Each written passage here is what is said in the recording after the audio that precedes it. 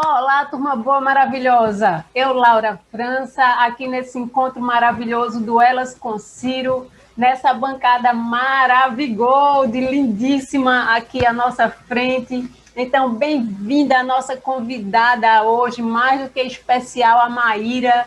Maíra, seja bem-vinda à nossa bancada. É um prazer te receber aqui. A gente está muito feliz com a tua participação. Tá, espero que você se sinta super à vontade. Aqui é um ambiente amigável, aqui são as nossas leituras, é a nossa opinião, a nossa visão sobre os assuntos que a gente vai comentar aqui. Então, não tem certo, não tem errado. Eu quero que você se sinta muito acolhida e muita vontade aqui em expressar a tua opinião, enfim, como você se sente em relação ao que a gente estiver debatendo, tá? Todo mundo aqui fala a respeito de um mesmo assunto que a gente levanta e, enfim, a gente integra opiniões, às vezes a gente pode divergir também, pode complementar o raciocínio da outra, tá? Então, fica muito à vontade em relação a isso. Estou muito feliz que você topou vir aqui conversar com a gente.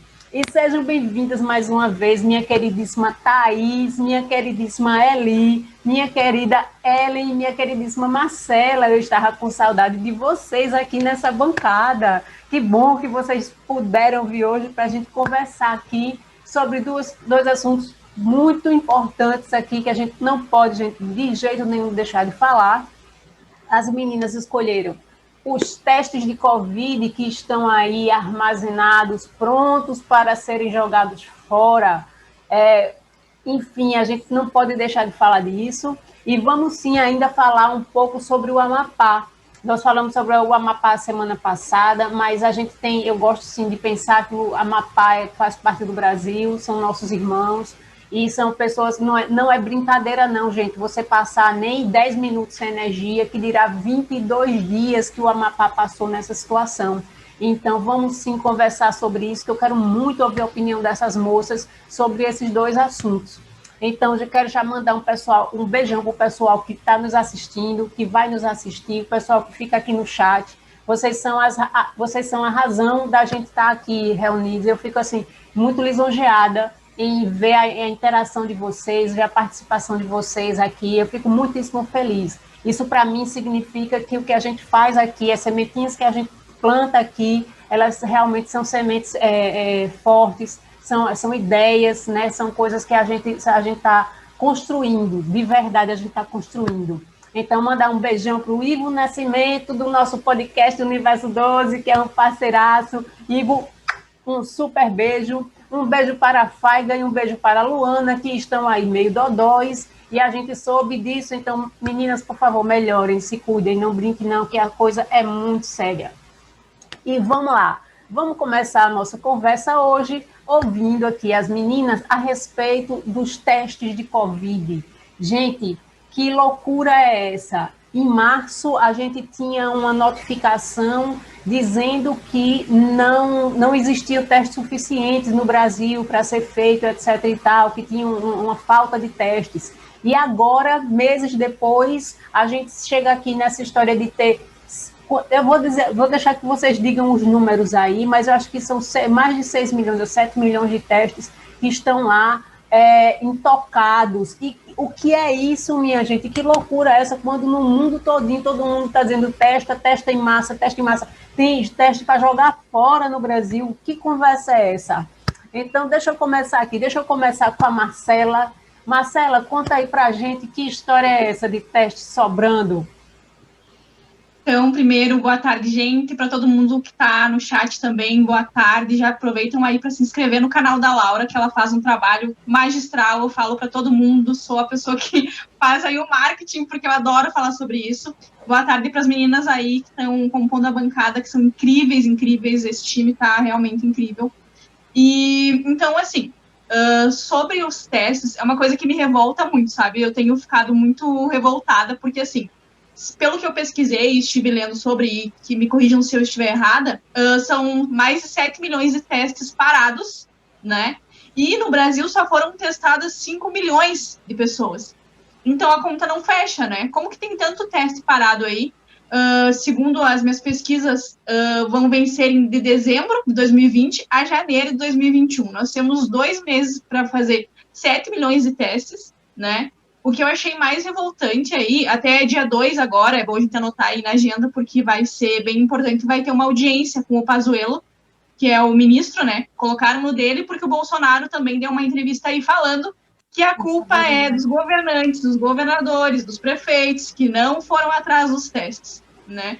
Isso é muito revoltante, porque, assim, aqui na minha cidade, no interior do Rio Grande do Sul, agora, nessa segunda onda, hoje mesmo, confirmaram 163 novos casos, né? Nós temos 25 leitos de UTI para Covid e não tem mais lugar.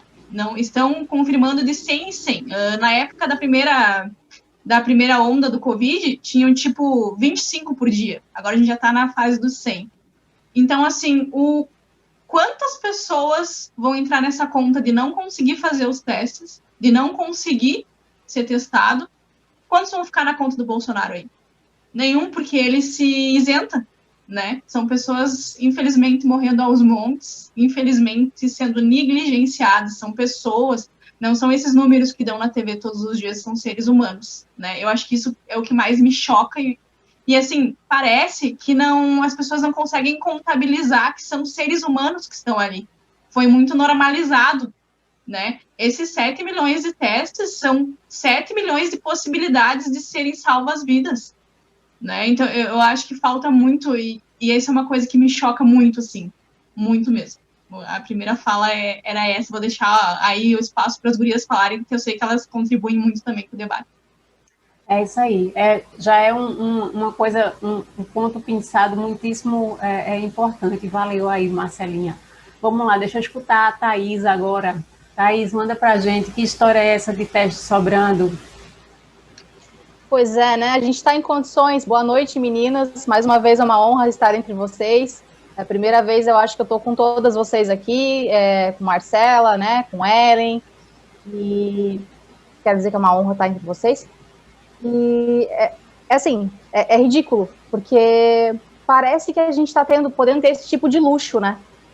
E trazendo os dados, são 6,8 milhões de testes que estão encalhados para vencer entre dezembro e janeiro do ano que vem. Esses testes, eles representam uma quantia em dinheiro de 290 milhões de reais. Isso é em torno de 38% do total que foi investido até agora no combate à Covid, né? Então, assim, é muito sério o que está acontecendo. E eu só queria fazer uma parte aqui e falar um pouquinho também dos nossos quadros. O deputado federal Mário Eringer, que é um deputado muito atuante na Câmara, e ele é o deputado mineiro do PDT. Um queridíssimo, Mário. E ele fez um requerimento de informação sobre esse assunto já para o ministro da CGU, o Wagner Campos do Rosário. Então, ele encaminhou esse requerimento ontem para pedir satisfação, né? Então, uma das coisas que mais a gente vê, e esse não é o primeiro caso, né? Esse é um caso que choca pelo número, né? É muita coisa, é muito dinheiro, é muito teste, é muita gente morrendo precisando de teste, é muito diagnóstico sem ser feito. Mas, assim, é uma inaptidão, é uma irresponsabilidade tão grande, né? Não é a primeira vez. Então, assim, a gente já trocou de ministro da Saúde 2 vezes, a gente já comprou cloroquina superfaturada, que é um remédio que sequer tinha comprovação científica de que funcionava, a gente gastou milhões, e também essa cloroquina agora, já fiquei sabendo que estão desovando por aí, até pra gente que tem gripe, estão mandando cloroquina para casa, porque não tem mais o que fazer, né? É um remédio que não resolve para Covid, então não é a primeira vez que isso acontece, provavelmente não vai ser a última, infelizmente. Isso só demonstra o quanto esse governo é irresponsável, e aí a gente começa a pensar, né, não pode ser possível que esse cara seja tão imbecil a ponto de deixar isso acontecer. E me desculpem a revolta, eu realmente fico muito revoltada com esse tipo de coisa, mas eu fico pensando que, às vezes, é interessante, talvez seja interessante para o Jair Bolsonaro manter a pandemia o máximo de tempo possível, porque a gente não consegue se organizar, a gente não consegue ir para a rua, né? Ele consegue manter esse estado de emergência, então ele consegue talvez até prolongar o auxílio emergencial também, que quando ele fala na frente dos holofotes, ele fala que ele não vai fazer, mas ele sabe que é isso que está segurando ele. Ontem saiu, inclusive, até uma pesquisa que está demonstrando que a popularidade dele está caindo, e a hora que o auxílio acabar, vai cair mais ainda, vai despencar em queda livre, e ele sabe disso. Então ele fica fazendo esse joguinho de guerra híbrida, fica falando na frente das câmeras que ele não quer que se prolongue, sendo que esse é a única forma de que ele mantenha uma mínima sobrevida no governo. E a gente sabe que ele não tem um interesse só no poder, ele tem um interesse em não ir preso. O Bolsonaro tem interesse de não ir preso, ele precisa ficar o maior tempo possível no governo para poder fazer o que ele puder ali para aparelhar o Estado, salvar os filhos, salvar a família e tal. Esse é o real interesse. Infelizmente, hoje, o brasileiro virou uma simples moeda de troca para o Bolsonaro fazer suas ações politiqueiras para se manter no governo, para salvar sua família e seus filhos de serem presos por diversos crimes. Então, é um assunto que a gente precisa bater muito nessa tecla. É interessante acompanhar aí esse requerimento que o deputado Mário Eringer fez, ver o que vai acontecer. Provavelmente eles vão culpar os governadores, mas não fizeram um gabinete de crise, né? Não fizeram nada. Como é que o Ministério da Saúde não me faz um conselho para definir a logística, para passar esses testes para os estados e tudo mais?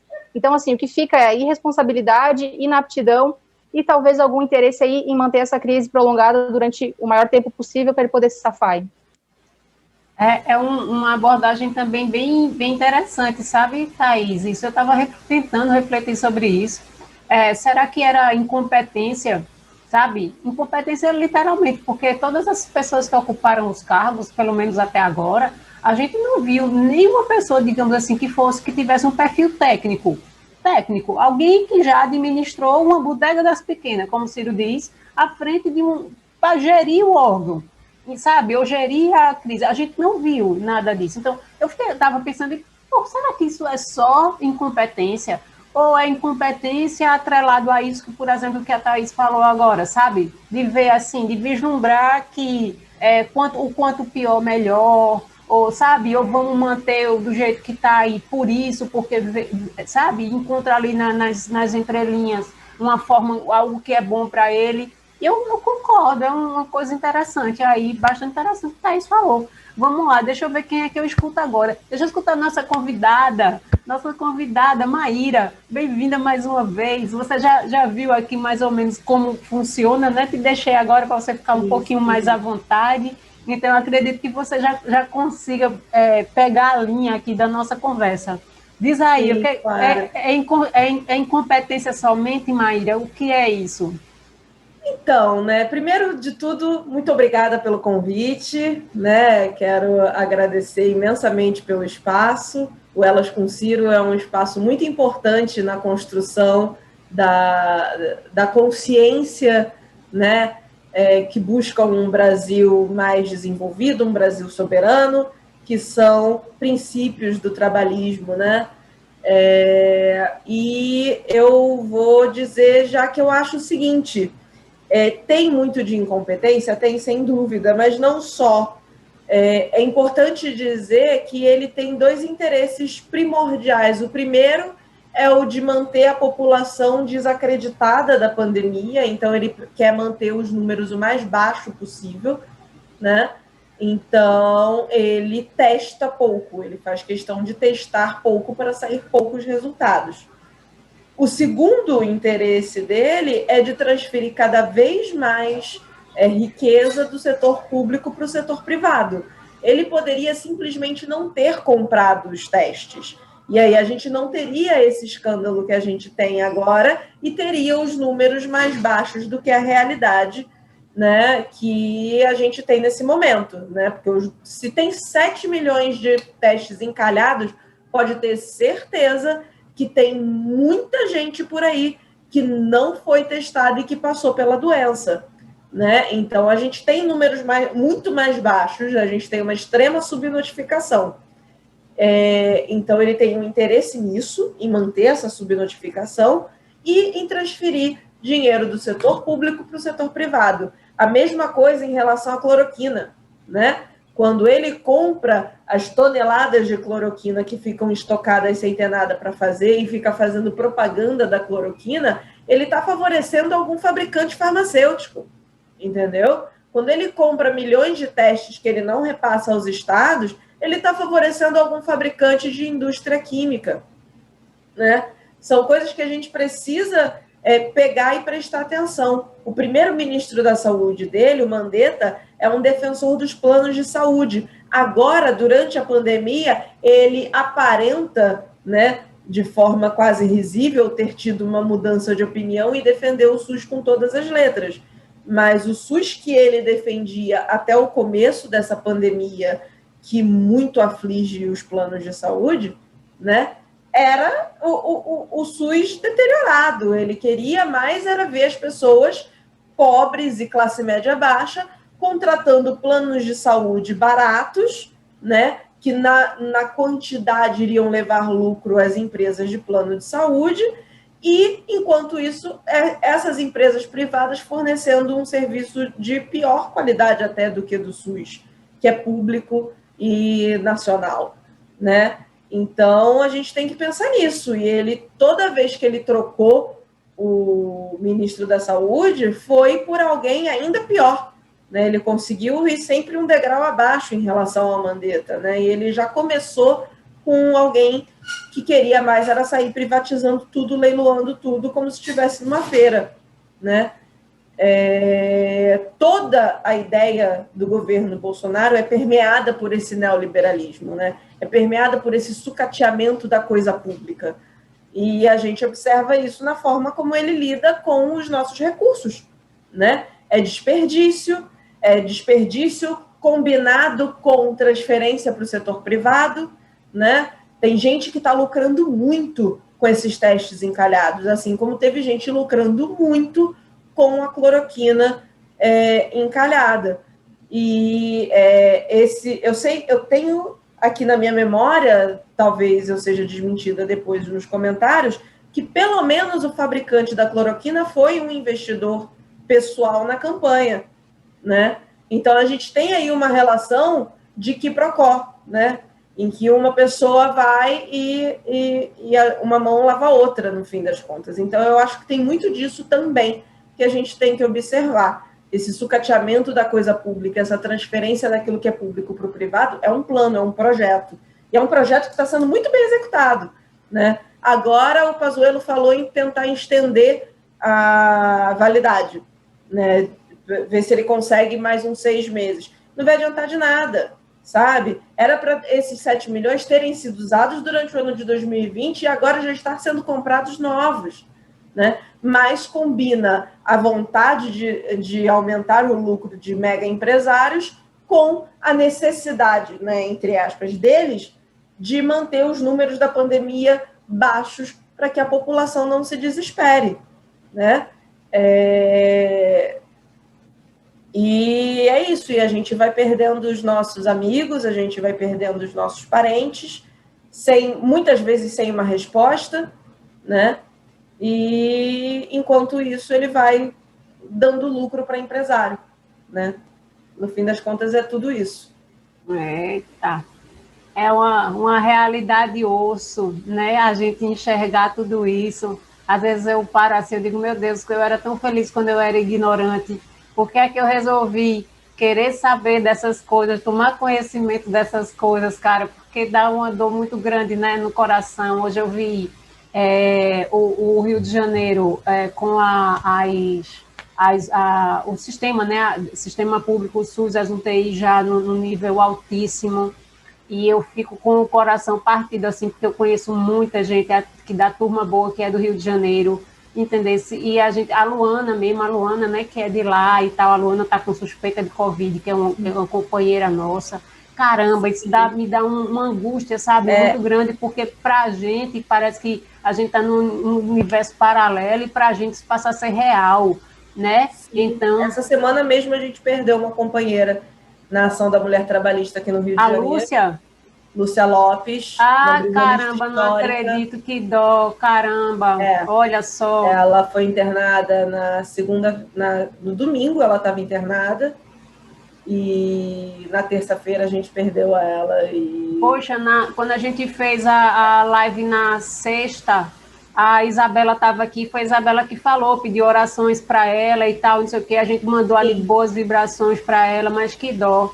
Ai, meu Deus, sabe? Então isso para a gente é tão real, enquanto para esses lazarentos aí, para não dizer aquelas outras palavras que vocês sabem que eu gosto, são números, né? É lucro, é dinheiro no bolso, é negociata, isso é de cortar o coração de quem tem coração.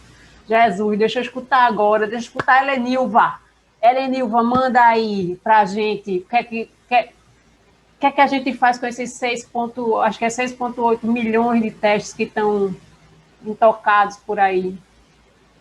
Quase 300 milhões de reais jogados fora, né? Quantos auxílios emergenciais não poderiam ser pagos com 290 milhões, gente?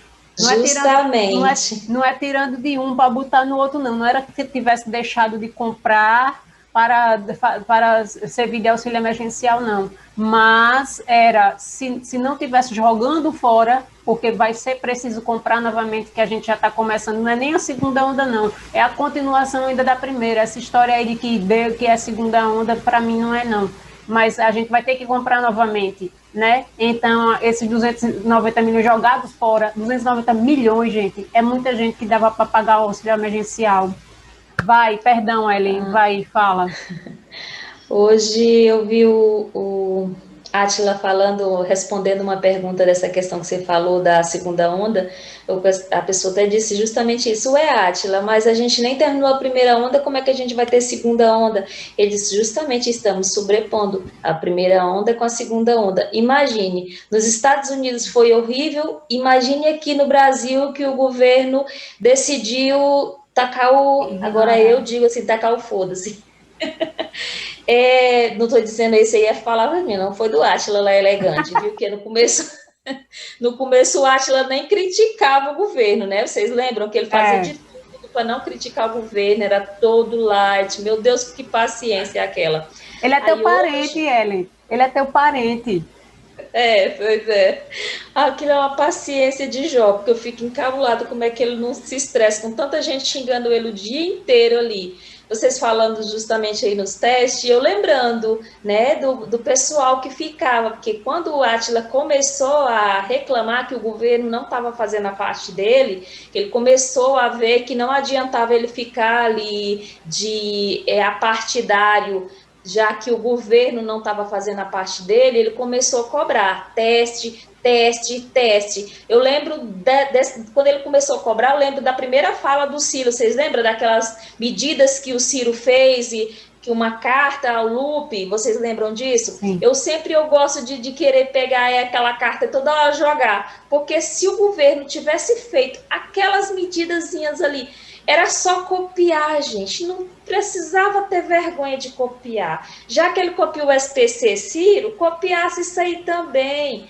Gente, aí depois disso, ainda teve outra, que um dia desse ele fez mais o Eduardo, e aí o Eduardo Moreira, né, que ele cobrando, que estava preocupado que ele iria morrer mais 100 mil pessoas, que nós nessa época, nós estávamos com 90 mil, 80 mil, 90 mil, se eu não me engano, e ele disse que conforme as previsões iriam morrer mais 100 mil, e aí ele reclamando, teste, ele reclamando que fizéssemos teste, o Átila, biólogo, aí eu lembro lá do Nerdologia dele, com todo aquele currículo dele, cobrando o teste, e aí os bolsominions lá nos comentários, quem é você para cobrar do governo? Dá vontade de pegar assim um currículo do Átila e descer assim todinho para ele. Seu cientista, formado nas plantações de maconha das universidades públicas do universo. Só pode ser, né, bicho? Pois é. Na balbúrdia das universidades, que estudou. Como é que pode uma pessoa que estudou falar uma coisa dessa, né? Como é que pode alguém que testa todo dia lá como é que se faz um vírus, como é que se descobre uma bactéria, e aí dizer uma coisa dessa que é melhor testar? Não é? Justamente, os caras nem informação alguma têm e tem a cara de pau de criticar o cientista. Eu fico assim, aonde é que nós estamos para o cara ter a cara de pau de criticar o cientista porque ele está cobrando o mínimo. Era o mínimo, testagem. Aí a gente vai e descobre que a gente tinha os testes. Eles o tempo inteiro dizendo que não tinha teste, que não estava testando porque eles não tinham, que não encontravam para comprar. E aí, de repente, assim, só foi descoberto porque imprensa não tem censura. Lembrem que toda hora está aí ele censurando a imprensa, que se a imprensa, se não fosse a imprensa, a gente nunca iria descobrir. Quase 300 milhões de reais jogando fora. E aí, hoje, eles ainda estão lá querendo estender esse teste, gastando mais dinheiro com investigação para ver como que se estende esse teste. Se eles tivessem pegado esses testes e tivessem entregue para os municípios, ou pelo menos informado os municípios, porque nunca no mundo que um município que estava precisando, igual aqui em Palmas, a gente via a prefeita o tempo inteiro cobrando que precisava de teste, que não estava conseguindo teste para comprar, cobrando do governo teste, e eles não diziam que tinha teste em caixa? Como é que pode? Aí ele vai e me diz que é a obrigação dos municípios e governos cobrar isso, era culpa deles, tá, culpa deles, eles têm que realmente, mas eles estavam o tempo inteiro pedindo. Se eles estavam o tempo inteiro pedindo, e ele não deu por quê? É tudo que a Maíra e a Thaís falou. Enricar quem ele comprou o teste, e embolsar o dinheiro de quem ele comprou o teste,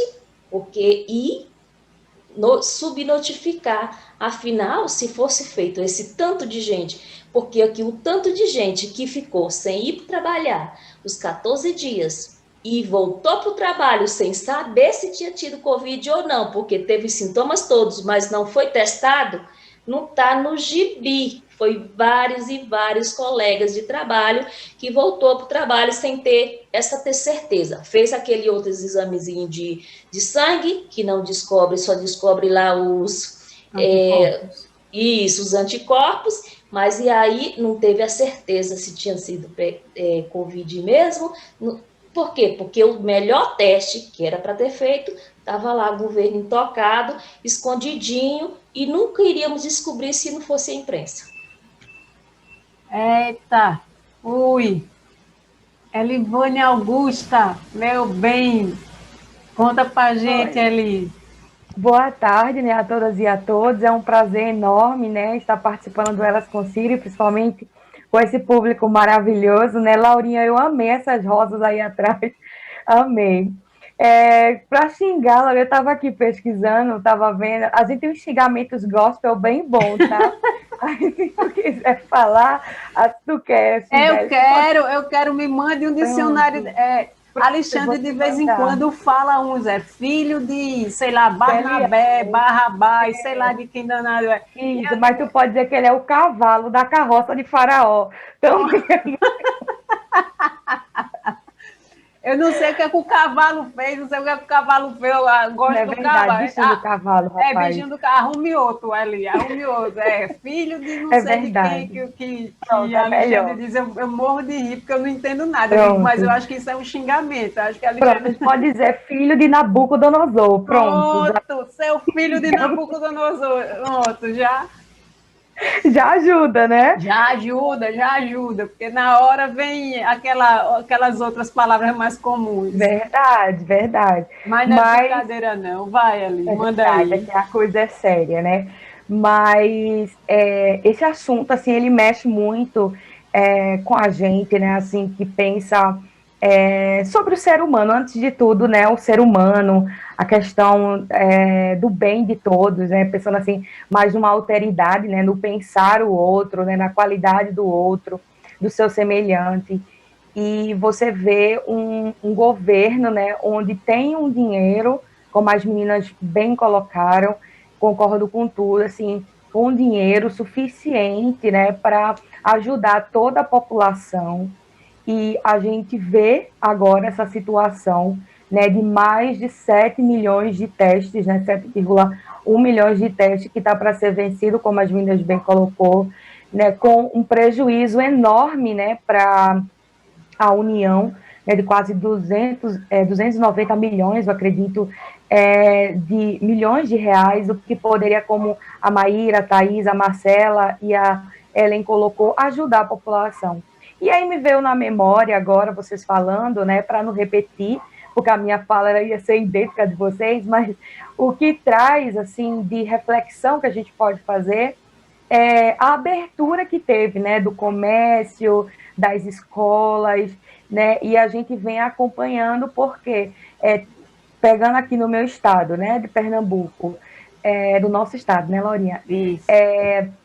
As escolas estão abertas, as escolas públicas, e não foi feito, né, um exame em massa desses alunos, né? Tipo, tem um lugar para se fazer para os professores, mas assim não foi, né, dado assim antes do professor, antes dos alunos ir para as escolas, tanto privada como particular, privada ou pública, né, não importa essa questão, mas fazer essa testagem, né, ver, porque é até um cuidado com a saúde do trabalhador, né, e desses alunos também, né, das suas famílias também, né, porque a gente sabe que muitos alunos pegando, né, na minha, assim, onde o meu local de fala, né, muitos alunos estão indo para a escola porque não tem o que comer dentro de casa, né, muitos estão passando por problemas psicológicos que o contato, né, a socialização na escola faz com que eles melhorem um pouco, mesmo com todos os riscos, né, que tem,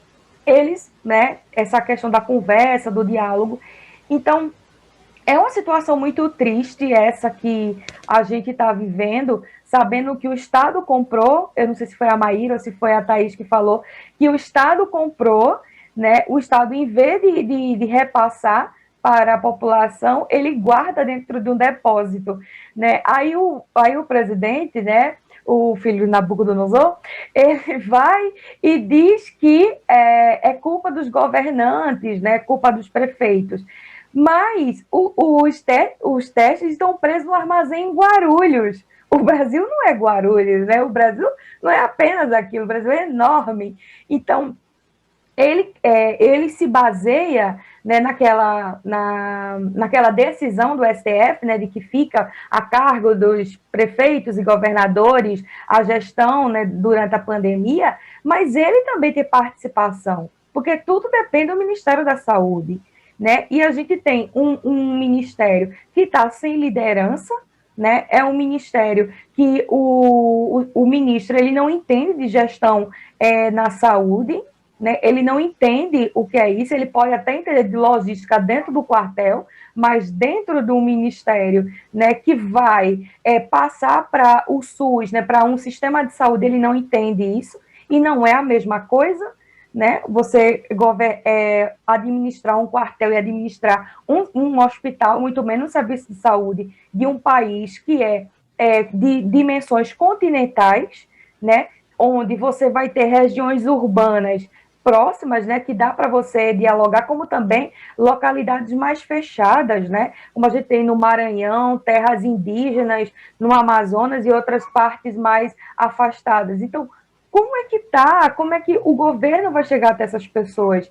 Então, a gente vê como existe essa dificuldade desse governo de olhar o seu semelhante, né? De ver que não é apenas uma gestão, não é apenas uma ideologia, mas é o nosso semelhante, é o outro, né, que está ali do meu lado. Então, se eu tenho, eles se baseiam, né, porque eles têm, com certeza, tem plano de saúde, ou melhor, eles têm hospitais militares para tratar eles, né, um melhor tratamento que muita população não vai ter. Então, eu não posso fazer uma gestão do meu país apenas com base na minha casa e no meu quartel. Eu tenho que pensar, né, em toda a dimensão desse país. Então, é uma situação frustrante mesmo que a gente vive, né, sem liderança, tanto no poder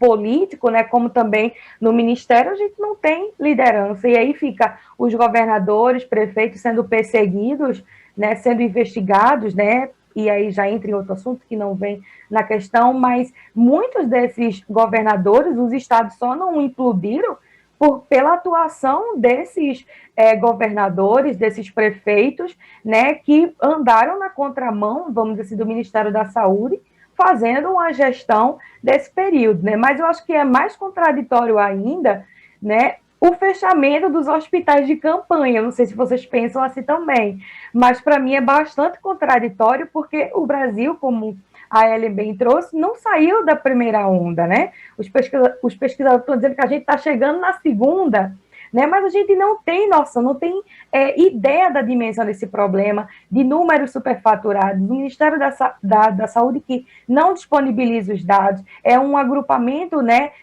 de jornais, né, de empresas de telecomunicações que estão repassando esses detalhes, mas um dado do governo a gente não tem precisamente, né? E ele está escondendo dados do Covid. É tanto que o Ministério, o STF, diz que ele não pode esconder os dados da pandemia, ele tem que mostrar, né? E ele não faz isso porque, claro, a popularidade dele está perdendo, né? E ele já está em plena campanha para 2022, ele depende disso. Como vocês bem colocaram, essa questão da empresa dele, né? Porque ele vive do sistema público, mas que a gente possa pensar essa questão do nosso semelhante, né? Independente de ideologia, independente de gestão, pensar o nosso semelhante. Eu acho que é isso que está faltando, tanto no debate público, como também dos nossos governantes. Boa, excelente. A gente vê, né, Li, que ao fim e ao cabo, esse abacaxi quem descascou de fato foram os governadores, e os governadores foi quem, no final das contas, se tornaram, tipo assim, o legítimo representante das suas populações por conhecerem as suas realidades, né, e os que não conheciam foram forçados a conhecer, foram forçados a olhar para debaixo do tapete, que muitos deles, inclusive, empurravam o lixo para debaixo do tapete, né? Então, teve uma hora que estourou na mão de todo mundo, que não investiam, o dinheiro que desviavam, os mal feitos faziam, né? Então, estourou tudo na mão deles, porque essas pessoas aí, como é o filhote do faraó, lá, eu misturei filhote de Nabucodonosor lá, como é que chama? Ele é uma pessoa que vivia sempre numa redoma, afastado da realidade do Brasil todinho, vivia com os milicianos no Rio de Janeiro, que era um universo à parte, no condomínio Vendas da Barra Pesada, que era outra realidade à parte até do próprio Rio de Janeiro, né? Então, já era uma coisa, botou esse monte de militar que vivia dentro do universo militar, com hospital militar, dentro das vilas militares, ou seja, também isolado do mundo real, né? Por mais que tenham ali os militares na Amazônia, não sei aonde, no Tocantins, não sei aonde, mas eles estão fechados dentro da realidade deles. Eles nunca precisaram do SUS, por exemplo, para precisar ir no posto de saúde, tomar uma vacina ou fazer qualquer coisa, para saber como é que funciona, né? Então, pegar esse pessoal que não tem a menor noção do que é a realidade, né, do país todinho, pegar um nojento daquele feito o Paulo Guedes, que acha que todo mundo, que o cara que está ali, tipo, limpando o para-brisa do carro ali no semáforo, tem um celular com internet que pode fazer um cadastro para receber o auxílio emergencial. Isso, uma parte é desconhecimento e outra parte é não querer conhecer também. Sim, né? Porque quando a pessoa só queria tem fazer interesse... uma parte... Pode fazer, Thaís. Desculpa, Laurinha, você pode concluir. Não, pode falar. Não, é porque ele fala muito que o STF amarrou as mãos dele. Isso é uma mentira tão escancarada, né? Porque o que o STF fez foi, diante da falta de vontade dele de resolver a situação, foi liberar para que os governadores pudessem fazer algo. Ninguém amarrou as mãos dele, pelo contrário, o STF desamarrou as mãos dos governadores diante de um presidente que não estava operando e agindo corretamente diante da pandemia. Então a gente precisa vencer essa retórica dele, que ele fala muito que o STF não sei o que. Não, eles não fizeram, o STF não fez nada para impedir que ele fizesse alguma coisa. Diante da inoperância dele, o STF então decidiu que os governadores pudessem fazer alguma coisa. Né, para não ser ainda pior, né? Para o estrago não ser ainda pior. Então, enfim, eu concordo sim com vocês com esse processo dele aí, já está em plena campanha, né? Inclusive ele está sem partido e flertando ali com os partidos ali do tal do Centrão. Vamos ver quando é que ele vai. Já disseram que ele pode voltar aí para o PSL. É a cara dele. Sabe? E tá ali. Por quê? Porque ele é o PP. Né? Ele, como é que chama? Precisa se perpetuar ali, ele precisa de alguma forma, pelo menos, tentar ganhar, né, nas próximas eleições. Então, é uma situação muito, muito lamentável mesmo para a gente aqui no país. Alguém quer fazer mais alguma consideração sobre esse assunto, ou a gente já pode passar para o nosso próximo assunto? Todas ok? Marcelo ok? Pronto, Thaís também ok? Vamos lá. Então, gente, aqui, antes da gente começar o segundo quadro aqui, nosso segundo tema, deixa eu convidar vocês para um especial que vai ter amanhã, no sábado. Vai ser o nosso especial do Novembro Azul. A primeira parte já está toda ok. Foi um programa feito com muitíssimo carinho por mim, por alguns dos meninos da Turma Boa, que, assim, gentilmente toparam participar. Foi uma construção muito interessante. Assim, uma hora eu conto para vocês aí em detalhes como é que a gente fez isso, mas eu achei interessante porque eu encontrei dentro da nossa Turma Boa alguns, não foi nem preconceitos, mas foi uma certa timidez em participar, em fazer uma pergunta, digamos assim, mais objetiva ao urologista. E é uma coisa que a gente precisa desmistificar aqui, gente, inclusive para começar, né, na nossa casa, a partir da nossa turma. Então, a gente fez essa primeira parte, sobre o câncer de próstata. Então, os meninos toparam participar, mandaram vídeo, o doutor Márcio respondeu, está um super programa. A gente vai fazer uma segunda parte ainda sobre câncer de pênis, que é uma coisa também muito chocante, que tem amputação, gente, eu não sabia que existia, quer dizer, né, de fato, na minha cabeça não passava, mas eu fiquei muito assustada quando eu vi os números desse câncer e tal, e sim, a gente precisa conversar muito, então a gente começa amanhã, não perca, amanhã às 14 horas, você já começa ir vendo aí, eu quero mandar um beijão para o Dr. Márcio Ginsberg, é um super urologista. Eu disse ele ficou rindo, porque disse assim, olha, a única vez que eu tive vontade de ser homem na minha vida foi quando eu te conheci, porque ele é um médico tão bom que eu queria que ele fosse meu médico, entendesse? Mas, assim, doutor Márcio, um beijão, assim, por ter acolhido esse projeto, e vamos trabalhar com a nossa turma boa, para que os nossos meninos se cuidem também, né? A gente, mulher, a gente trata isso aí da ginecologista de uma forma tão usual, a gente já vai tão bem, né? Assim, não é bom, mas a gente sabe que tem que ir e vai e tal. E os meninos não, os meninos têm um pé atrás ali e tal. Então, gente, vamos desmistificar isso aí, vamos cuidar da saúde de vocês, né? Isso. Então, eu quero muito que vocês estejam por aqui amanhã, no sábado. Não perde, não. Às 14 horas vai ser um super. Vocês vão amar, amar, amar, amar. E vamos lá, vamos continuar agora no nosso segundo assunto, aqui também muito justo a gente começar, a gente tratar dele novamente, que é o Amapá. Gente, o Amapá passou 22 dias sem energia, sem uma resposta do que foi até hoje. Se alguém aqui já souber do diagnóstico do que foi, eu ainda não vi nenhuma resposta do que foi que aconteceu, né? Ficou naquele lenga-lenga ali, se o consumidor era que ia arcar com as despesas. Minha gente, o consumidor arcar com as despesas do conserto de uma coisa que ninguém sabe nem por que foi que quebrou, sabe? É uma empresa privatizada que gere a energia no Amapá, né? Então, a privatização vale a pena, não vale? Como é a história? Que história é essa? Aí agora, para recuperar, o que é que está acontecendo? O governo, foi...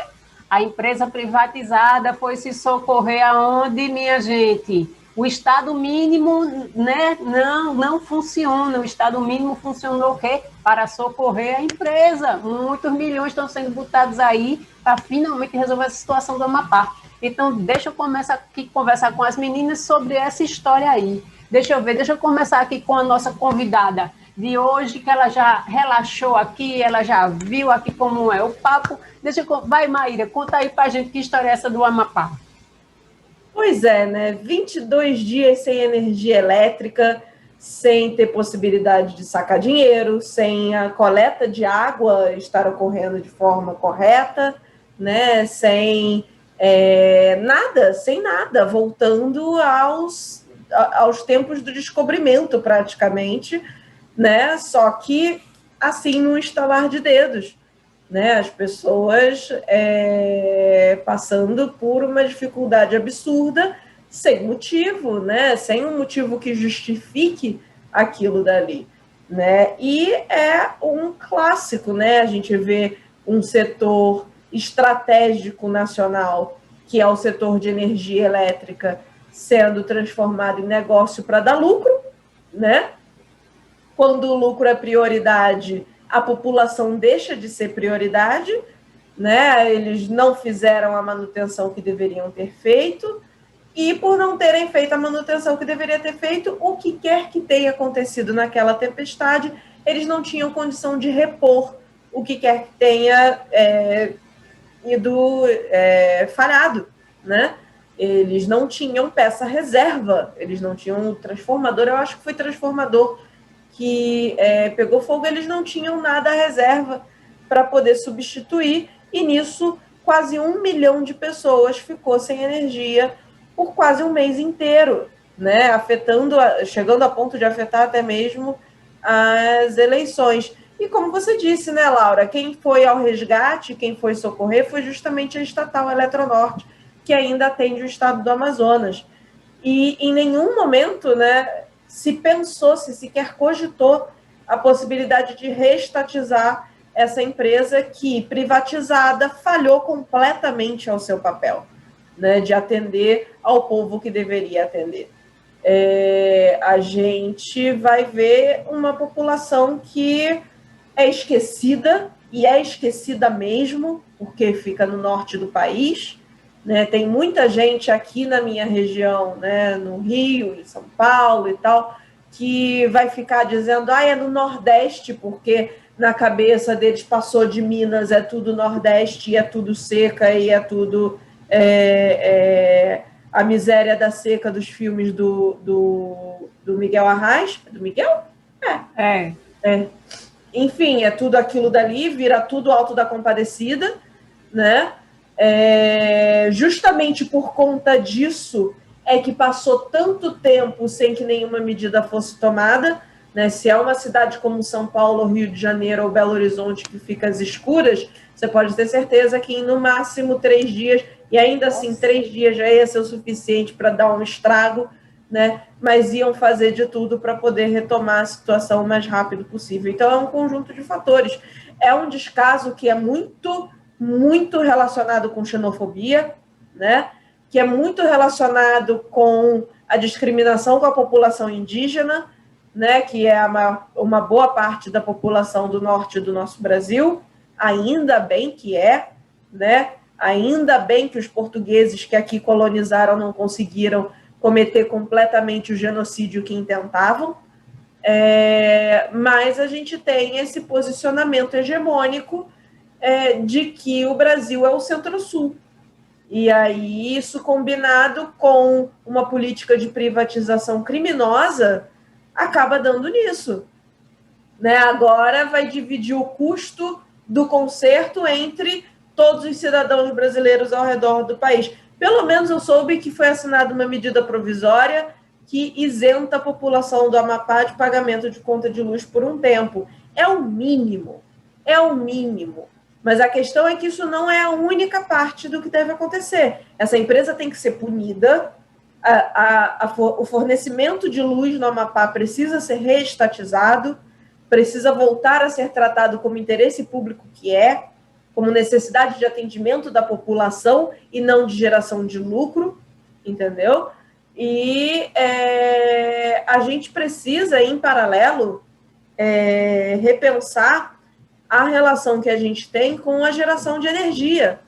A gente precisa incentivar formas de geração de energia que as pessoas possam ter em suas próprias casas, de forma independente, especialmente em locais mais remotos e em zonas rurais, né? Esses lugares que estão fora do eixo da Via Dutra, que é como eu chamo, e que vão ser mais esquecidos, sim, porque a política que a gente tem no Brasil ainda tem resquício de café com leite, né?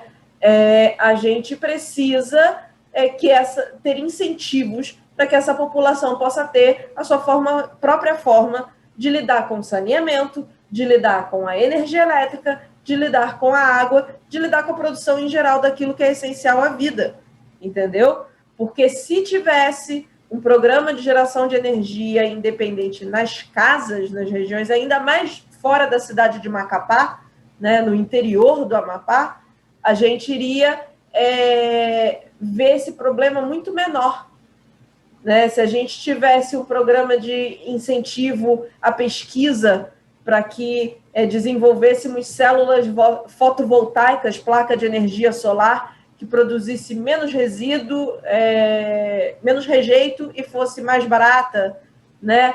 E a gente tivesse programas de barateamento de custo de energia eólica, que fosse possível, inclusive, de levar para a população comum, a população civil, né? Tudo isso precisa ser repensado, né? É importante que a gente tenha a ligação com a rede, mas é importante que a população civil, não as mega empresas, a população civil tenha a possibilidade de produzir a sua própria energia por conta própria. Por muito tempo não foi assim.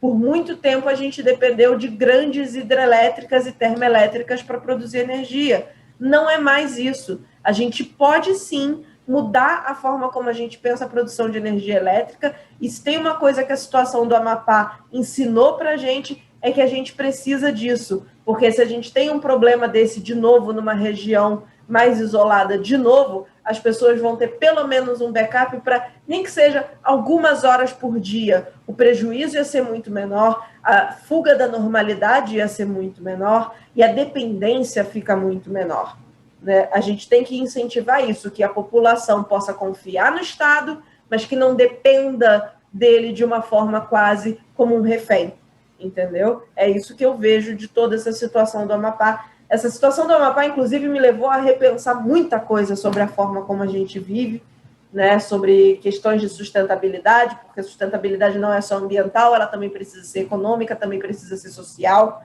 né? A gente não pode simplesmente ser primitivista. E eu acho que deve ser tratado como um ponto de início para muita gente repensar também essas questões e para a gente pensar em políticas públicas que vão nessa direção, de que a gente possa contar com o Estado, mas não ser refém dele. Show, fantástico, é isso mesmo. Até eu queria fazer aqui na bodega uma discussão, uma conversa sobre esse tipo de modelo de energia, de produção de energia. Se vocês souberem, ou vocês que estão assistindo aí, souberem de alguém aqui, da nossa turma ou não, mas que tope vir aqui conversar, explicar para a gente se isso é viável, como é que isso poderia ser viável, sabe? Se o governo dando, sei lá, um subsídio para que essas localidades que são mais afastadas ou que tem algum problema para a chegada de energia, enfim, como é que isso poderia funcionar, sabe? Eu queria muito entender mais disso. Mas vamos lá, vamos continuar aqui. Deixa eu ver quem é que eu chamo agora. Marcela de Paula. Eu vou balizar aqui minha fala, porque eu sei que daqui a pouco a Laura também, as gurias têm compromisso. Mas, assim, o que me chama mais atenção... Meu microfone tá ligado, né? Tá, sim. Tá bom. O que mais me toca, e eu me bato para que esse debate também, além de bastante teórico, e me impressionou bastante, que em 3, 4 minutos de fala, a Maíra conseguiu sintetizar o que o Bolsonaro deveria ter feito e o que um governante de verdade deveria fazer. É uma coisa que me deixa muito esperançosa, sabe? Que a gente tenha pessoas de tanta qualidade ao nosso lado e pessoas tão comprometidas com esses projetos. Eu achei uma coisa muito importante. Mas o que eu também me bato muito para debater é o lado mais... Eu pensei, logo que foi dada a notícia do incêndio, eu pensei assim, imagina, gente, são 13 cidades, né, de um estado, em total escuridão. Isso inclui, que talvez a gente não pense, de um modo geral, são mães com crianças recém-nascidas, são pessoas nos hospitais, são cirurgias para serem feitas, são pessoas com compras do mês totalmente estragadas, são comerciantes com todo o investimento deles estragando, e sendo feito nada, absolutamente nada. Tratado como uma coisa... O Bolsonaro foi lá, né, salvo engano, foi 2 dias, teve no Amapá, parcialmente voltou a funcionar, né, passou lá por umas ruas e tal, foi até xingado, ainda bem, tomara que agora comece o derretimento dele, né, mas assim, é uma coisa que às vezes deixa a gente até sem dormir, pensando o quanto é sucateado e o quanto o ser humano é visto como um nada, justamente pela xenofobia, porque imagina se em Porto Alegre, ou em São Paulo, ou no Rio de Janeiro, acontece uma coisa dessa, como mesmo a Maíra disse, por 2 dias que seja. Não fica, gente, não fica. Eu acho que nem chegaria a acontecer, porque não deixaria chegar no tanto de desmonte que chegou lá, de não ter um reserva, sabe? Para uma vaga ideia assim acontecer. Eu acho que não chegaria, sabe? Não deixaria chegar nesse nível. Se fosse numa capital, no São Paulo, no Rio, em Salvador, aqui em Recife, não deixava chegar nisso, sabe? Eu acredito que é muito do descaso mesmo, assim, é lá naquele fim de mundo e tal, então, sabe? É muito frustrante, que é isso que mais frustra, porque assim, ó, são seres humanos ali que estão perdendo tudo, não só dinheiro, mas qualidade de vida, que é um direito básico. Foi, assim, ó, questão de dias, foi voltado 400 anos na história, né? É uma necessidade básica, gente. Energia elétrica é uma coisa que hoje em dia ninguém vive sem. É muito triste que tenha sido sucateado a tal ponto das pessoas acharem que tudo bem e que, enfim, é problema deles. Então, eu me bato para que esse debate e que, hoje em dia, cada vez mais, tanto os políticos quanto as pessoas do nosso campo mesmo, estejam lá, consigam conviver ao lado dessas pessoas que estão fora da mídia, que não são tão vistas por não estarem tão ao centro do país, e que sejam ouvidas, e que sejam respeitadas, e que sejam vistas como seres humanos que são, né? Porque é muito doloroso você pensar que por você estar em tal região, ainda seja, em 2020, seja tão sucateado e tão tratado com tanto descaso. Eu acho que isso tem que ser também um dos centros do nosso debate e da nossa militância, para que seja alcançado todas as pessoas com o devido respeito e a devida atenção, porque são seres humanos, assim como nos testes, né, os números representam seres humanos, e eu acho que é isso, é muito complicado. É isso aí, uma excelente reflexão aí. Deixa eu escutar agora Thaís Maschio. As meninas já contribuíram bastante para esse debate e pouca coisa me sobra ainda para falar sobre isso, mas uma coisa que a gente ouve muito, né, principalmente nesse governo agora, na verdade, assim, nos últimos anos, né, essa história da política econômica neoliberal traz muito essa ideia, né, que é ineficiente, então vamos privatizar, que vai resolver tudo. E aí, né, foi privatizada, se eu não me engano, em 2008. O que eu levantei aqui de alguns dados, até do pessoal que mora lá, me parece que há 4 anos a ANEEL não aparecia para fazer vistoria, e 2 anos já eles já estavam meio que no limite, assim, né, do que poderia estar acontecendo. Então, foi um descaso que não foi de uma hora para outra, né, esse descaso vem há muitos anos, e tem esses componentes também de xenofobia, como as meninas muito bem falaram, né, que é num canto, que o pessoal fala que é num canto mais remoto do país, então parece que não tem tanta importância assim, como se não houvessem seres humanos tão brasileiros quanto nós lá, né? E acho que nem tão brasileiros, tão seres humanos quanto nós. Infelizmente, a gente ainda tem essa divisão muito grande no nosso Brasil, existe um preconceito muito grande com relação a alguns estados, a gente precisa mudar isso, é muito importante que a gente aborde essa situação por esse ponto de vista também. E mais do que esse lucro, mais do que esse prejuízo não ser distribuído entre as pessoas que foram e que estão sendo afetadas por isso, essa população tem que ser ressarcida, eu acho. Eu acho que a empresa tem que pagar um ressarcimento de tudo o que aconteceu, porque, assim, foram aparelhos elétricos queimados, casa, eu sei que casas pegaram fogo também por conta disso. Então, assim, mais do que não cobrar esse restabelecimento, as pessoas têm que ser ressarcidas pelo que elas estão passando. Isso é o mínimo, sabe? No mínimo, é muito tempo sabe? sem... No mínimo mesmo.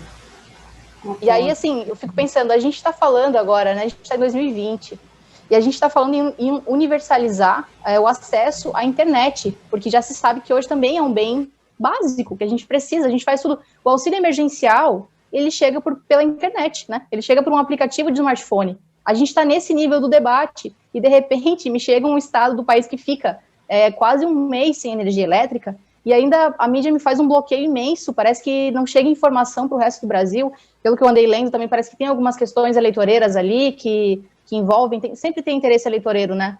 A gente sabe que infelizmente também tem. Então tem esse componente de xenofobia, tem essa ideia babaca que se colocou ainda nas pessoas de que privatizado é melhor, né? E esse tipo de experiência demonstra que não. e tem essa questão de eleitoreira mesmo, né? Então, acho que o que eu queria contribuir é essa reflexão mesmo. Acho que o mote aqui é assim, essas pessoas, elas não, além de não pagarem por esse prejuízo, elas têm que ser ressarcidas, esse é o mínimo que se espera. Perfeito. Eu pensei, refleti sobre isso também, sabe, essa semana, eu falei, mas não é possível, sabe, que além do pessoal, antes ia pagar o prejuízo, né, iam rachar entre a população numa energia que já era muito cara, era caríssima, né, aquela energia já era cara, ainda ia arcar com isso, e agora ainda, sabe, aí agora já recuaram um pouco, né, a história, não vai cobrar a tarifa por alguns meses e tal, mas a gente tem que ficar, inclusive, muito atento, né, porque os direitos, eles nunca são garantidos perpetuamente, né, eu acredito sempre na pegadinha, sabe, naquela história da pegadinha, não, dá com uma mão e tira com a outra, então a gente tem que estar, inclusive, muito atento a isso, né. Deixa eu ver quem é que eu escuto agora. Elivânia Augusta. Ai, Laurinha, eu acredito que as meninas já resumiram praticamente tudo que a gente queria trazer aqui sobre esse tema, né? Eu fiquei muito triste, assim, angustiada mesmo com as cenas que foram, né, gravadas de lá.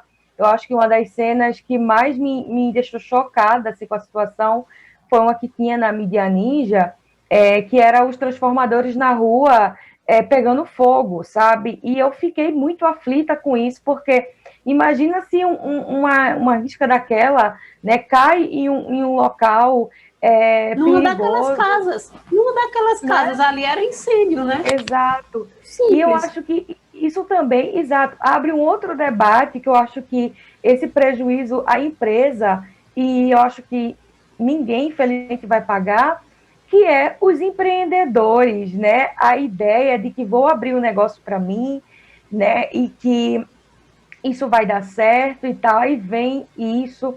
Então, ninguém está falando se a empresa vai pagar os prejuízos desses pequenos comerciantes, dessas mães que vendem lanche, que tem uma vendinha na frente de casa, que a única renda que ela tem para dar comida aos seus filhos. O que vai ser feito com essas pessoas? Até agora, ninguém fala sobre isso, do auxílio que vai ser dado a essas pessoas, porque além deles terem passado por um problema econômico, né, das comidas sendo destruídas, né, pela falta de energia, o racionamento de água também que teve, né? Aí você olha também para a saúde, como ficou os hospitais sobrevivendo com os seus transformadores, né?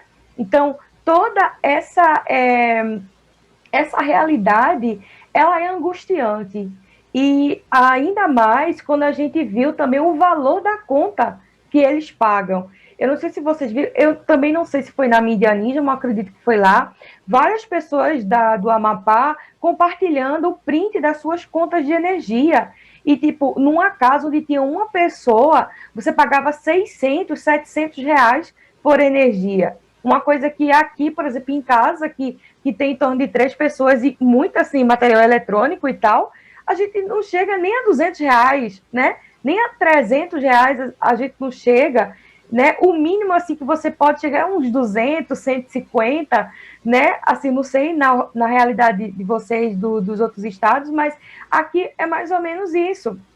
E lá, uma pessoa morando sozinha, sem ter muita coisa em casa, gastando 600, 700 reais numa conta de luz, e aí quanto é que essa pessoa paga no mês, ganha no mês, né? Ou seja, quanto é a qualidade de vida dessas pessoas, né? Então, é um debate, isso abre um debate, né, que acaba mexendo com todas as áreas, né? Na área da saúde, na área da educação, na área do saneamento básico, né? Ou seja, da segurança pública, de tudo, porque a gente não tem noção do trauma que essas pessoas viveram, né? Imagina aquelas pessoas que tinham que ir para os seus empregos, votar em uma hora onde já estava escuro e de todo jeito tinha que ir para o emprego, né? Tem que chegar em casa. Então, eu acredito que foram sessões aterrorizantes que essas pessoas passaram.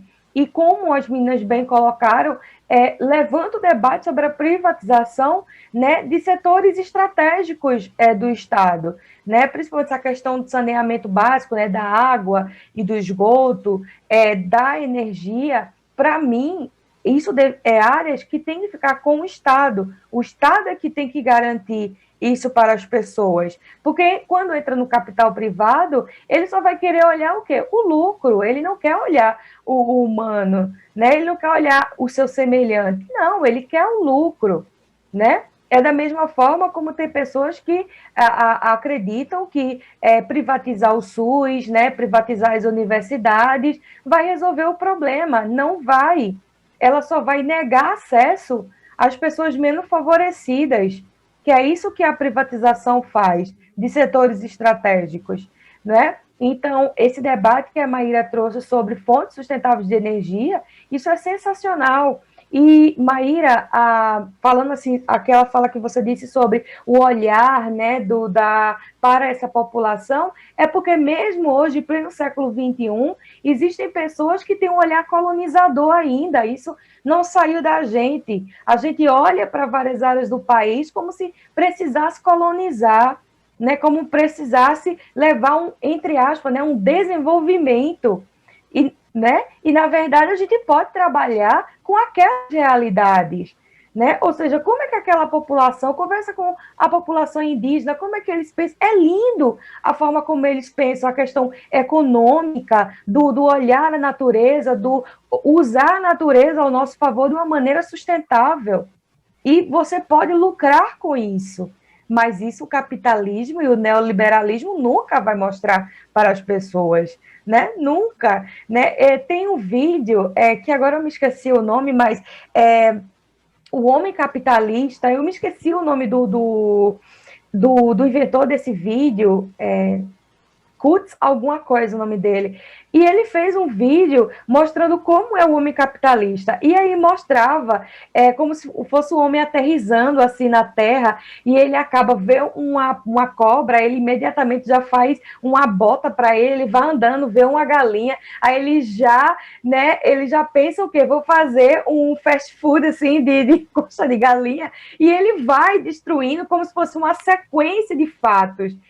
E é assim que o neoliberalismo pensa, não pensa de uma maneira sustentável, ele pensa na destruição mesmo, né? Então, são isso que a gente precisa cobrar aos nossos governantes e principalmente essas novas lideranças que estão surgindo no campo progressista e democrático também, do pensar, né, esse debate público, esse debate de uma maneira sustentável em todas as áreas, né? Ou seja, e isso faz parte de um debate bom, né, saudável e que vai pensar o futuro, né? Ou seja, o futuro é isso, mas o futuro quem faz é a gente. E se a gente não faz direito, a gente vai ficar cada vez mais sofrendo, né, e aumentando cada vez mais a desigualdade social.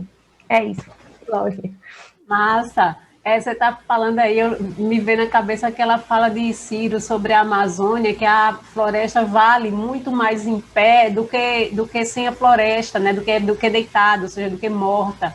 Eu tive a oportunidade de conversar na bodega com o Paulo Gala e com o Fausto Oliveira, e a gente falou um pouco, sabe, sobre isso, e às vezes a gente tem que muito falar sobre sustentabilidade e dentro dessas esferas que vocês falaram, né? A sustentabilidade não é somente a floresta, não é só uma coisa que está lá na Amazônia, que é uma coisa distante da nossa realidade, né? A gente pode pensar em hortas sustentáveis, a gente pode trazer as realidades aqui para as cidades, né? A própria produção de energia, isso já foi um conceito muito alto, era um gasto, era um investimento muito alto, você ter aquelas placas que captam a energia, isso já foi um sistema muito caro, mas hoje já não é mais, então a tecnologia nos ajuda nesse desenvolvimento, e acho que esse é um divisor de águas, assim, quem pensa na sustentabilidade e no mundo dessa forma, né, sem necessariamente destruir,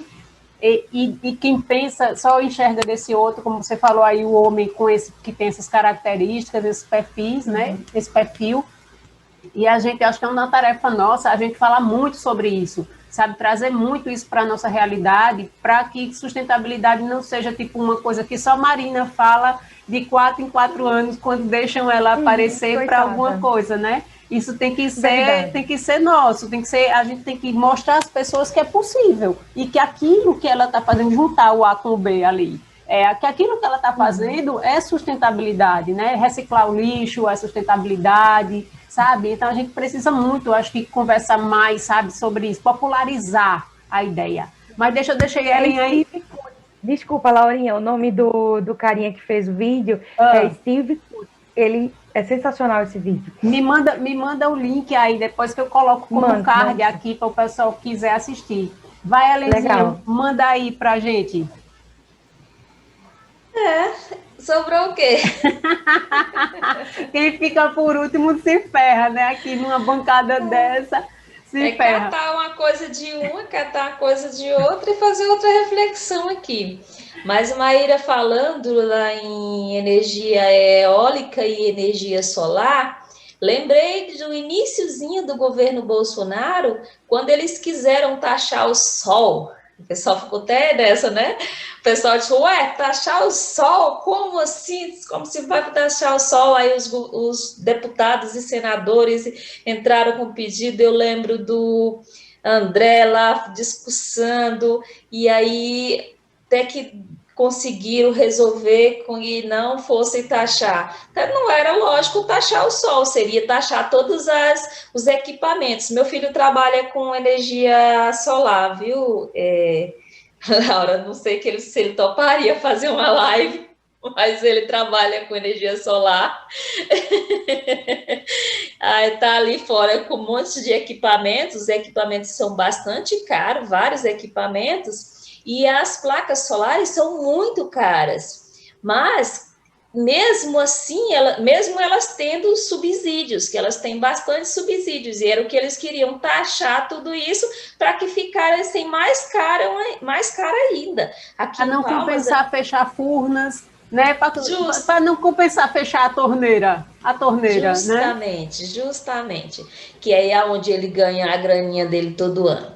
Aí, aqui em Palmas, o governo, o prefeito tem subsídios para os munícipes, para quem coloca na sua casa. Então, a maioria do pessoal que já tem uma conta, mais ou menos, se ele gasta uns R$600 em casa, então ele já está começando a ver que isso é muito mais compensatório, ele ter energia solar do que ele ter energia elétrica. Afinal, a gente tem bem aqui uma hidrelétrica, mas nós é igual o pessoal do Amapá, que tem 3 usinas hidrelétricas e eles pagam esse absurdo de energia, porque, na verdade, o que é gerado lá para eles é gerado para fora e depois que é distribuído para a gente, e a gente paga toda essa distribuição aí absurda, que é melhor a gente nem entender, que nessas horas a gente fica ser ignorante, é até melhor.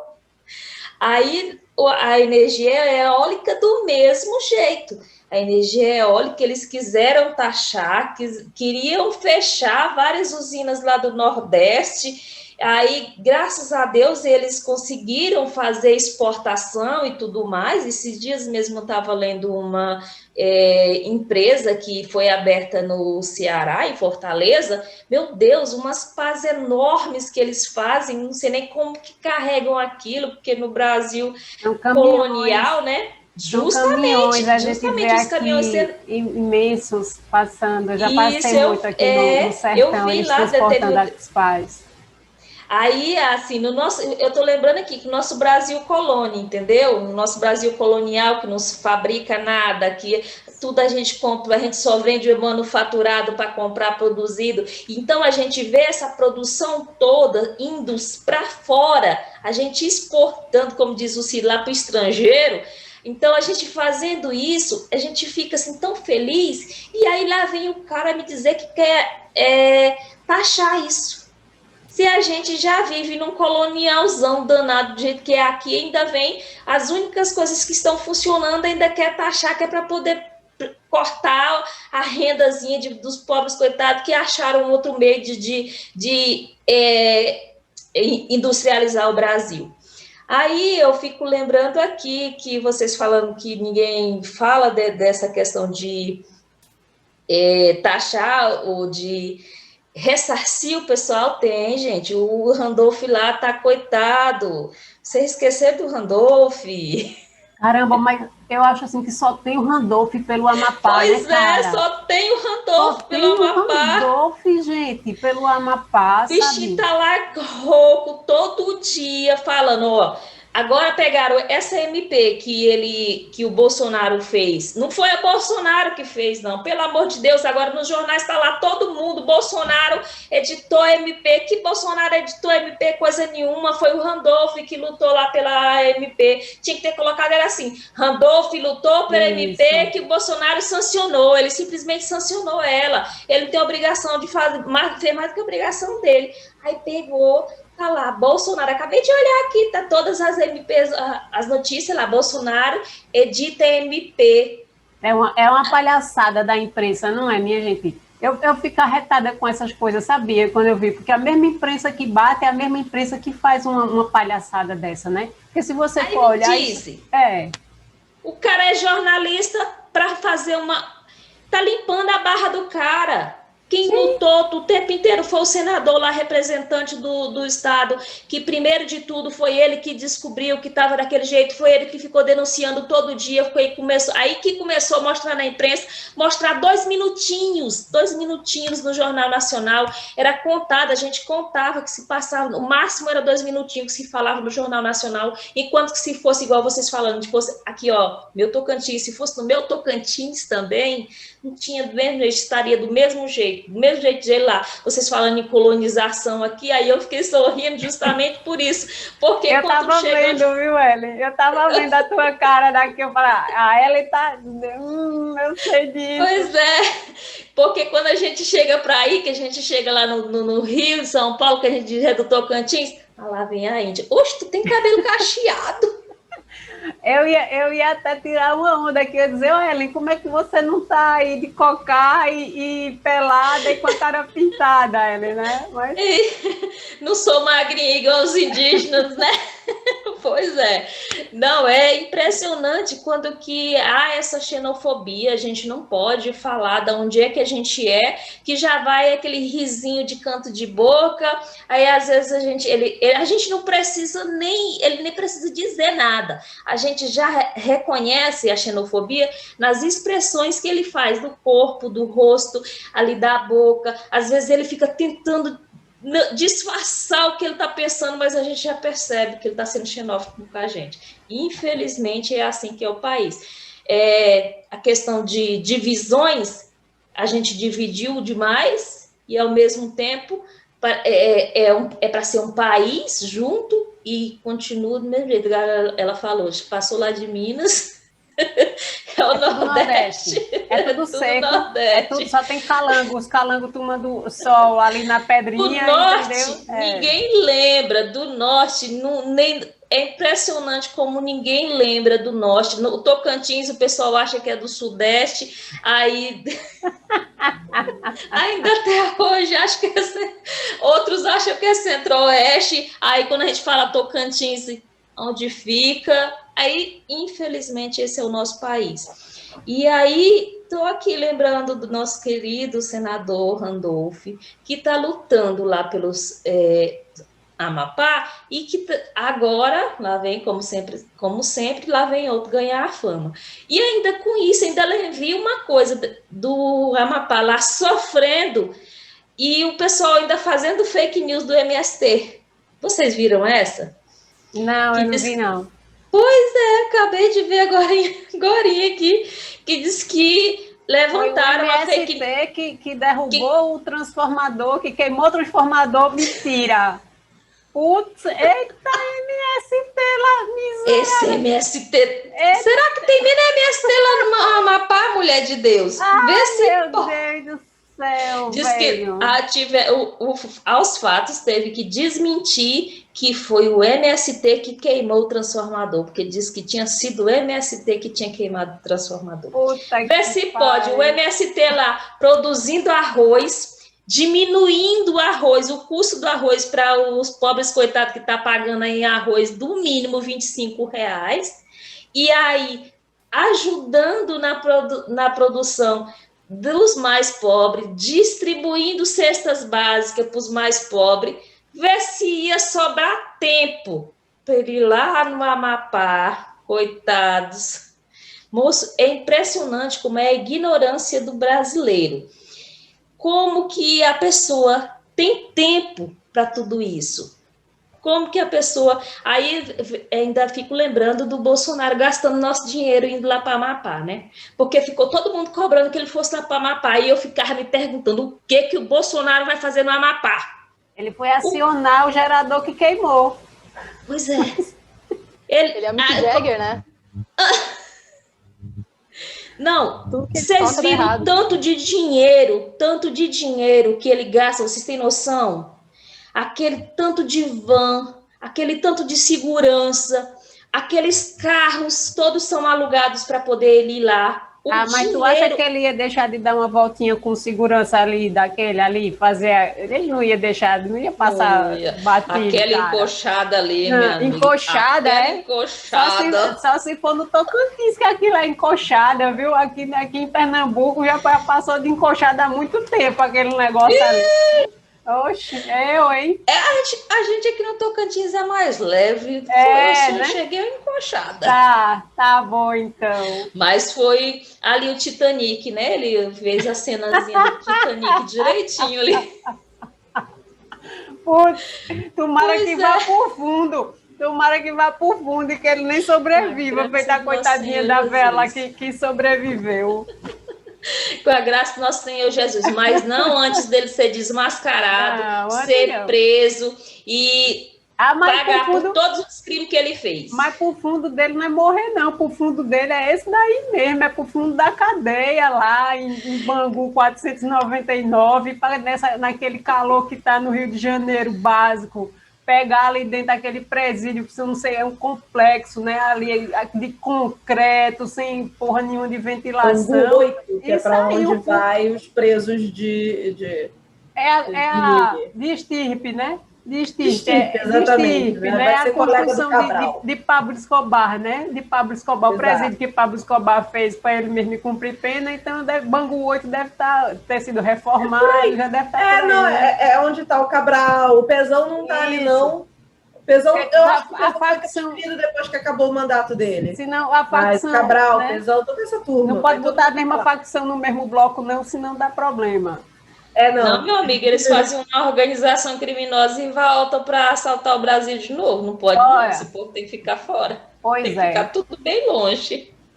Deixa eu dizer a vocês, me parte o coração, mas a nossa 1 hora já acabou, já faz tempo, a gente já extrapolou aqui o nosso tempo acordado. Eu estava olhando aqui. O papo está maravilhoso aqui, como sempre aqui. Eu adorei te receber, Maíra, seja muito bem-vinda. Se você topar integrar aqui o nosso time, então seja muito bem-vinda aqui ao nosso time do Elas com Ciro. Eu adorei a tua participação.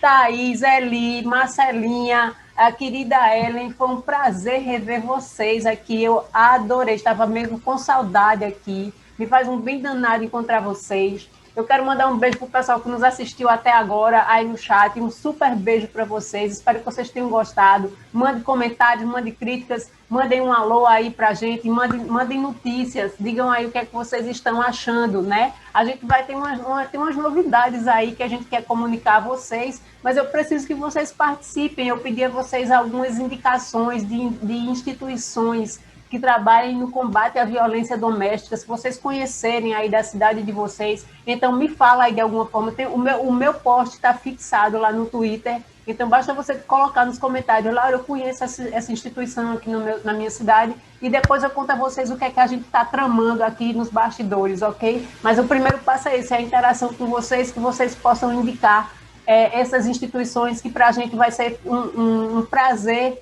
se a gente conseguir fazer alguma coisa por esse local, porque a gente quer mesmo fazer, tornar as nossas palavras e as nossas ações efetivas. Então, um beijo para a Elivânia, para a Marcela, para a Ellen, para a Maíra, para a Thaís, um beijão para todo mundo e a gente se vê quando? Amanhã, no especial do Novembro Azul. Olha, se eu não ver vocês aqui nesse... Olha, vocês estão muito ferrados comigo se vocês não vierem. E aí a gente se vê na bodega na semana que vem, a gente se vê no Ela na semana que vem. Um beijo para todo mundo. Tchau, gente. Vocês fiquem aí para a gente fazer a nossa foto oficial. Opa!